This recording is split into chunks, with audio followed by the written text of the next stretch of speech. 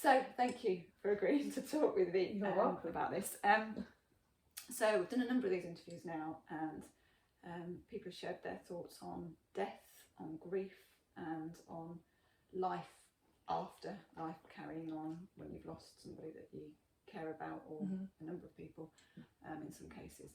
So I think what I'd like us to talk about today is grief, and I just wondered if you could kind of try to put into words, I know it's not always easy, what grief has looked like in your story, and you can give as much detail about people that connected to that as you want, but whatever you're comfortable with. Yeah, sure.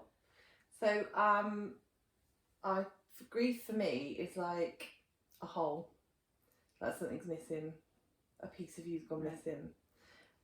So we lost my husband's dad, and then we lost my gran, and then we lost my dad, and that all happened within a couple of years of each other.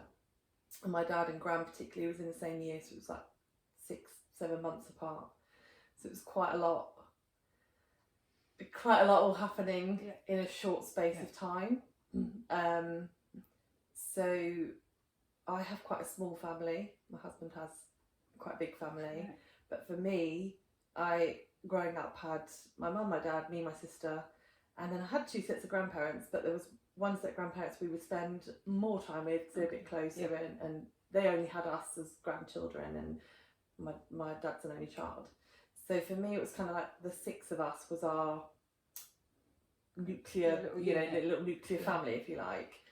So we lost my granddad about 10 years ago. That was my first ever experience of grief, and he'd been a little bit ill, and then was sort of in that hospital. We thought we'd lost him, and he came home again. So we're like, oh, okay, he's home again, and then he passed away. So I say that was my first experience of grief. It sounds awful. I had lost my other grandparents for that. One was my step gran, and we weren't as close. She had other grandchildren and was closer to them. And then my other granddad, but I think I was too young. I wasn't young, but I was younger, so didn't kind of process it as much, and it didn't hit me as hard as my other granddad did. So that was my first real experience of kind of like punched in the gut, kind of like, oh, he's not here anymore. So that was good 10 years ago, and then after that, so we had Dom's dad, and then we had my gran and my dad. So after my gran and my dad, I was kind of like, oh my goodness, that 6 is now down to 3. Right.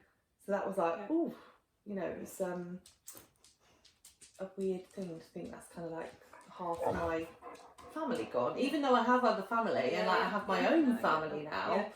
Because growing up, it was kind of that. That was my centre, if you like. So that felt strange. But so to me, it's a hole. It's a piece of you missing. And there's some days you don't think about it at all, and then other days you think about it all the time.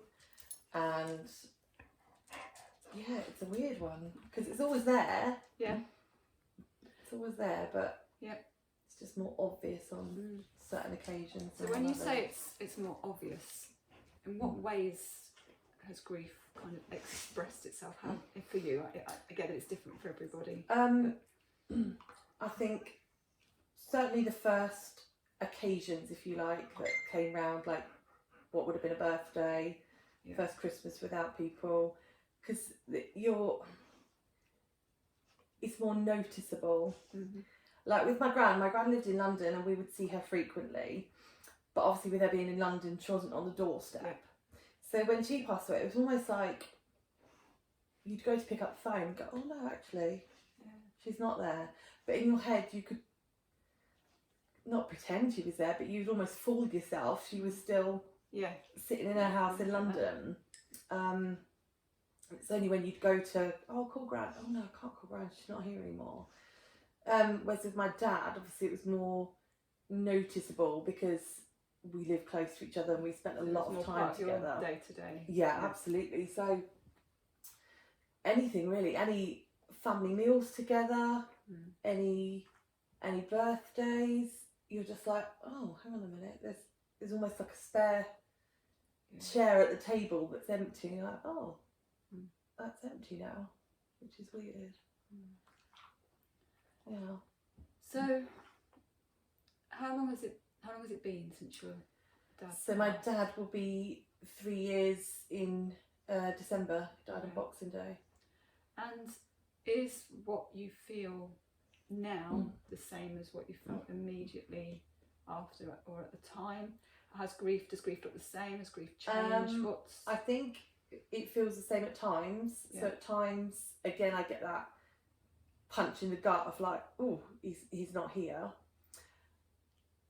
When it first happened, obviously that feeling was far more frequent. Yeah. And I really struggled. Because with I've got like me and my sister, my mum and my dad, and my sister's very much like my mum, and I was very much like my dad. Okay. So if I'm out with my mum and my sister, like we all get on really, really well, and we go out and we do things a lot, we spend a lot of time together. But there'll be things like, if a little debate comes up, I'll be like, I haven't got my waiting on the side. So yeah, when it first happened, I really struggled and was I had bereavement counselling sessions because he passed away in Sue Ryder, and they offer them for free. And I thought, oh, this isn't. You start questioning whether what you're feeling is normal, and you're like, oh, I shouldn't be feeling like this. This isn't normal. I should be okay by now. But by going to those sessions, that helped me immensely, because it was a case of them saying, look, there is no normal, there is no length of time, there is no. I think people who haven't experienced grief, and particularly of a parent or someone extremely close to them, that they just kind of go, come on, let's get on, or they try and G you up a bit. And I think it was nice to hear someone say, there is no time frame. If you're still feeling down about that's okay. And one of the other things she said, which struck me and stayed with me, was that you're feeling so upset about it because you loved him so much. And that's a really nice way of twisting it, I think, because if you didn't love someone, it wouldn't affect you. Yeah. So the fact it affected me so greatly just showed like what we had. Yeah, no, that's really fascinating. So being given permission to grieve and for grief to be yours in the way that you expressed it was really huge. And that there's a lovely quote, I can never remember it exactly, but grief is just love with nowhere to go. It's that concept of it's the love that you have, and you used to be able to give it to that person, but now they're not physically here. You can't in the same way, so that love has to come out. Yeah, somehow, absolutely. And the strange thing was, like, when my husband lost his dad, I was telling him the same things that I was told. Yeah. Whereas when it's you kind of need someone to say, even though you know it and you've told somebody else the same things. Yeah. You kind of just need someone to tell you that it's okay to feel how you want to feel. And that was quite nice. And in a way, the fact that he lost his dad, he had that experience and was able to support me. Yeah. Okay. So it was coming from a knowing place. So one of the questions I was going to ask was sort of what did help as you processed this grief that you felt. So you talked about going for some counselling. Yeah. You mentioned now that your husband had been through similar experience, so he was able to journey with you. Yeah. What else? I think the fact that I am close to my family, we do talk. So actually having open conversations with people, not hiding your emotions, but being able to show them, and being able to, even to my children, like, if I'm sad, I wouldn't hide that. I'd say I'm sad because I'm missing Grandad, and that opened up conversations with them as well, to allow them to have that conversation. And then I think other than that, just like looking back at pictures and like hearing songs or that he liked, or But see, I do genuinely find this fascinating because I suppose everybody is different, but I think in our culture we can spend a lot of time trying to avoid facing up to things or avoid life. Yeah. A lot of the time, Yeah. we're very good at being on our phones. We're very good at keeping busy. We're very good at doing all sorts of things to distract or just kind of avoid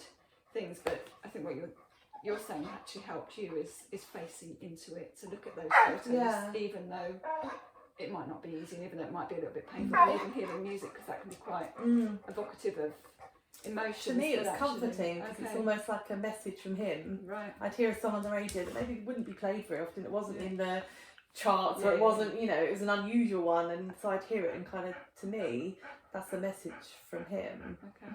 Like saying he was okay. Yeah. And even like the other day, we all bought a caravan together not long before my dad died, and he loved it there, so he didn't actually get to go that often because then he got very ill and couldn't go, and then we were there the other day, and there was just 1 minute nothing there, and the next minute this white feather just smack bang in the middle of the walkway, walking onto the, and I was like, oh. And to me, again, that's there's messages and signs that come through. Yeah, see, I've talked to a number of people over the last few months about grief and loss, and it's fascinating what comes up in terms of people have seen feathers do one thing that, but it's not just that, but there's other things that are specific to the relationship they had with the person that has gone, and there's almost like if you're open to it, and if you're wanting, then the signs are there. And I think we all could probably just blindly walk through life and never see them because we're not choosing to. But I think if you're open, and I think there's an interesting. Something goes on. I smell my gran. Right. So I'll walk in the door, and I just get a really strong smell. That's incredible. And I know she's there. And my sister has had that too at her house, so it's not like just here. Or I sort of said to my husband first time, because I was like, the first time it happened, I walked through the door and I was like, it kind of hit me, and I was like, oh, what's that? And I said to my husband, I can smell a gran. And he said, well, have you got something of hers around that might smell of her? And I was like, a logical explanation. I've got one or two things, but they're upstairs in cupboards. And this was as I walked through the front door. It's like, there's no way that. And I was just like, oh, and it was like really. First time it happened, I was like taken aback by it because I wasn't expecting it. But then it's like really comforting. And so if I have it now, I'm like, oh, she's here. Okay. And my sister's had it too. And then we were both at my sister's the other week, and we both smelled it at like the same time. Oh.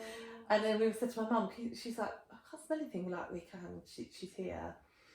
And then my sister had her birthday in August. And so we were all there, and it's like one of those occasions, like I said, we're all there, and you realise that not everybody's there. And there's a photo of all of us together, including my dad. One of the last sort of photos we had all together when he was he wasn't well, but it was a really nice time. We all went away for a weekend before he got sort of too old to travel. And so we were all celebrating her birthday, and then out of the blue, this photo just falls down. No wind, no windows open, no one walked by it, and we were like, oh, that's Dad reminding us he's here. And did you all feel that was him reminding you? Or it was just me and my sister who were in like the room when it happened, and we were both like, oh. So we were. So it's a shared. Moment. Yeah, and then we told my mum, and she's like, oh my goodness, So and my mum was like, was it a wonky frame? And then, no, it's not happened before. So I think there's, like you say, I think you probably may have to look out for them or just be attuned to it. Maybe I don't know, but to me, there's like nice little comforting things all the time, just to remind you that even though they're not physically here, they are still here, looking out for you and making sure you know. That's cool. Now you mentioned you've got children, 2 little girls. Yeah. So only share if you're happy to, but in Yeah. terms of their grief, because obviously they've lost, you know, granddad, Yeah. they called him. How has it been for them? You've talked about, you know, you've cried in front of them and you've been happy to share your grief with them. Yeah. How did they grieve? What was that like for you as a parent whilst coping with your grief as well? How did that all sort of pan out? My youngest was too young to really know anything. So when my husband's dad died, my father-in-law died, she wasn't born. In fact, we just found out about a week after his funeral that we were pregnant with her, which was a whole weird kind of like life-death cycle thing going on.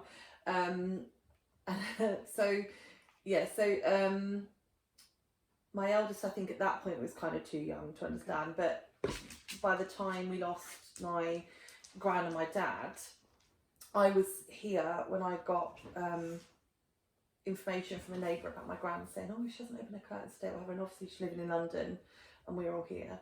So I'd had to sort of phone the police from here and say, can you go and check on her please, and can you, you know, and they phoned and obviously said, I'm really sorry, we've found her and she passed away.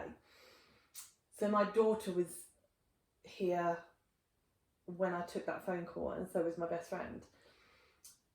So I started crying. My daughter said, bless her to that, Mummy, why are you crying? I said, oh, like Gigi's gone to heaven. So I think that made her okay to kind of go, okay, it's okay to cry or to be sad. And with my dad, she watched him sort of get weaker and weaker because he passed away with cancer. So my gran was 95, living in her own house still, doing her own thing, you know, completely independent, and just passed away naturally, you know. Whereas my dad, we had to sort of watch him deteriorate, and so we tried not to make too big a thing of it, and we didn't kind of say to her when we found out his diagnosis was terminal, we didn't tell her actually that he won't be around, which I don't know, maybe we should have or not, I don't know. But yeah, so I think because she'd had the experience already of like Gigi, great grandma, going to heaven. Obviously, she was, you know, close to them. She adored my dad. So I'm trying to think how old she was. She was like 4. So she did get it. Yeah. And she would say, oh, I feel sad today, Mummy. Or we'd be somewhere random, like just driving home in the car, and she'd just out of the blue go, thinking about Grandad today, or I'm sad about Grandad. So I say, well, that's okay. So I just kind of acknowledge, let her know it's okay to be sad about it, and sort of say, oh yeah, I miss him too. And whereas my little one was too young to, you know. So I show her pictures, and I was going to say, in terms of, because she was so young and perhaps doesn't have the memories that your older one has, how show them pictures, little videos all the time. Still, I say, who's this? Who's that? Who's this? So they know. My eldest will be like, oh, Grandad liked Meerkats, and Grandad used to sing that song to me. So that's nice. But I think just acknowledging their feelings, not being afraid to show your feelings to them, and just letting them, again, like as an adult, I obviously had the bereavement counsellor say to me, it's okay to feel that way, and then I'm then sort of passing it on to her and go, that's okay. And she'll say, you know, when she started school, we had one of these like chalkboard things, you know, first day reception, and what's your favourite colour and all this, and what do you want to be? And she said, I want to be a doctor because then I can help people like Grandad when they're poorly. Like, oh, that's cool. I've talked to a few people whose friends generally don't know what to do when a friend, when they've experienced grief and their friends have either disappeared or distanced themselves or just been reluctant to, because it's awkward and they don't know what to say. If you could give advice in this moment to people that are perhaps watching this and they know someone who's experienced a loss, what would you say would be like? I mean, I know every friendship, I get that it's all different, but you know, what did you find helpful in those moments? What did you want? I would say, like, friends? don't be afraid to ask them about it. Don't be afraid to ask them how they're feeling, or if there's anything that they can do. Like, I'm lucky that I've got such amazing friends that when I had wobbles, and my best friend lives 2 doors away, which is even luckier for me, I would just go knock on her door and say, I'm having a bit of a meltdown, can I come in? And I'd sit and cry at her table and she'd get me a cup of tea, and then I'd be okay. But she's, this friend in particular I'm talking about, is very, very thoughtful.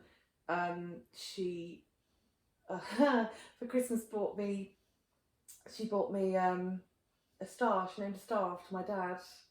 And so I have, that's really nice. And then she also, another Christmas, bought a little bauble for my tree with my a photo of my gran and my dad in it. So she makes me cry all the time, doing like lovely things. But it's like, it's, you know, things that's really thoughtful. But just to know that if I'm like, oh, I'm going to have a little meltdown now, I've got someone I can just go and just cry, and then I go, oh my God, I'm really sorry, and she's like, it's okay, you know, it's fine, and get me a cup of tea, and we'll just sit there.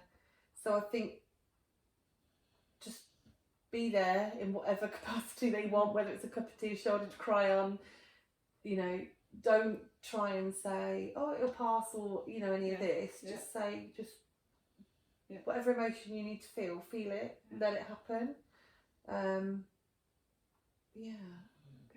Say I know I'm lucky, because, you know, and a lot of my friends on the first anniversary of my dad's death like text them, thinking about you today, you know, so not the people that will face up to it with you, that will be in it with you, as opposed to ignore it, and just let you allow you to be you in that moment, whatever that looks like. Absolutely. On that day. Brilliant. Fab, is there anything else that you wanted to say, any thoughts that have popped in? And the only other thing I was thinking when you said about dealing with grief, another thing that helped is my dog. Okay. Which I just, because, you know, you've probably heard her whining in the back, that when me and my husband have, like, not intense conversations, but like serious conversations, she senses it, and so I think she's been helpful as well, because I think she can sense when you're feeling a bit their instincts low, and she will come and sit with me, and just even giving her a fuss is like just soothing.